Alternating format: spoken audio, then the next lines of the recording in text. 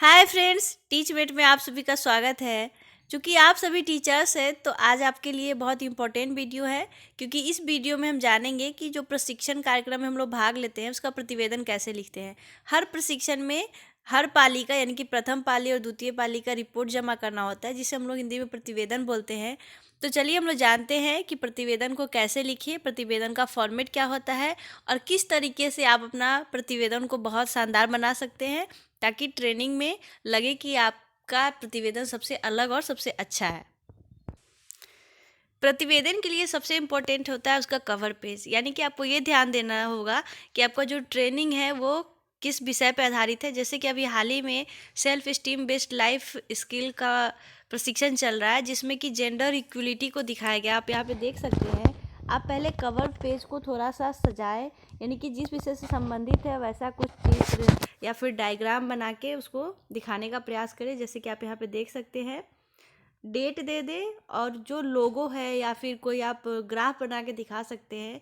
यहाँ पे gender equality को दिखाया गया है, यानी कि लड़का और लड़की जो है वो दोनों बराबर होते हैं। इसके बाद प्रतिवेदन लिखने का कैसे लिखते हैं वो देखिए। सबसे पहले सबसे ऊपर में आप जिस भी ट्रेनिंग है उसका नाम दें। जैसे कि यहाँ पे दिया हुआ है self esteem based life skill program who am I. उसके नीचे रिपोर्ट यानी कि प्रतिवेदन। उसके बाद दिनांक, पाली, स्थान और समय, इस सबको दर्ज कर दें। उसके बाद लिखिए कि कार्यवाही लिख के डैश और BRC या फिर जहाँ पे भी डाइट हो, जहाँ पे भी आपका ट्रेनिंग दिया जा रहा है उसका नाम में आयोजित 3 दिवसीय गैर आवासीय प्रशिक्षण, फिर जो प्रशिक्षण का नाम है वो नाम और कौन सा दिवस है, यानी कि पहला, दूसरा या तृतीय। क्या प्रथम पाली है तो प्रथम पाली और द्वितीय पाली है तो द्वितीय पाली। उसके बाद ट्रेनिंग में जो जो गतिविधि हुई है शुरू से लेके लास्ट तक सब कुछ मेंशन करना है। कोई भी चीज़ छूटना नहीं चाहिए। तथा ये भी ध्यान देना है कि कोई ट्रेनर हो या फिर कोई प्रतिभागी हो तो उसमें उसका नाम नहीं देना है। बस आप प्रतिभागी या प्रशिक्षक महोदय या प्रशिक्षिका महोदय द्वारा उसको संबोधित करें। और फिर जो जो कार्यक्रम या जो जो गतिविधि कराई गई है सबको मेंशन करें, कुछ छूटना नहीं चाहिए। और भाषा का भी ध्यान रखें कि किस हिसाब से लिख रहे हैं। यहाँ पे आप देख सकते हैं। और लास्ट में आप अपना मंतव्य ज़रूर दें कि आपने इस ट्रेनिंग से क्या सीखा या फिर आपके हिसाब से कैसा होना चाहिए। और उसके बाद अपना नाम और स्कूल का नाम लिख के आप लोग सबमिट कर सकते हैं। तो इसी तरह से प्रतिवेदन को लिखा जाता है। एक बार आप शॉर्ट में देख लीजिए, एक बार आप इसको ध्यान से देख लीजिए। ऐसे कवर पेज और इस तरह से प्रतिवेदन है। एक बार हम लोग इसको उदाहरण के तौर पे पढ़ के बता दे रहे हैं ताकि आप लोग को लिखने में इजी हो। जैसे कि BRC में आयोजित 3 दिवसीय गैर आवासीय प्रशिक्षण self esteem based life skill program हु IM के द्वितीय दिवस के द्वितीय पाली की शुरुआत आइस ब्रेकिंग गतिविधि से की गई, जिसके अंतर्गत विभिन्न प्रतिभागियों ने अपनी प्रतिभा जैसे गायन, कविता वाचन आदि से सबको अभिभूत कर दिया। इस रोचक गतिविधि के बाद सभी प्रशिक्षु नई ऊर्जा से भर गए।